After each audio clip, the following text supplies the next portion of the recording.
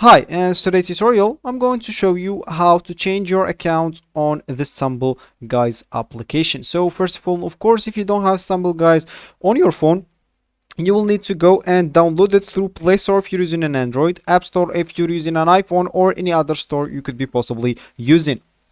So of course, if you already have it, that's great. If you don't, as I said, just go download it. And if you want to play Stumble Guys on your PC, like I'm doing right now, you will need to go and check one of my videos in this channel for all the details.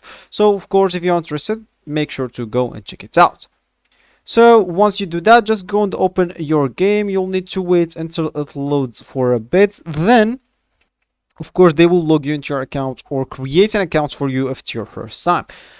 Because that game, you don't need to log in or create your account. You will need just to download it and start playing it. But some of you maybe would like to change their accounts. Maybe you will get your free prizes is not that good. Maybe you'll say, oh, my account is unlucky and I want to change it. Simple. If you want to change your account, just go and open your game. This will be actually your home or your main screen.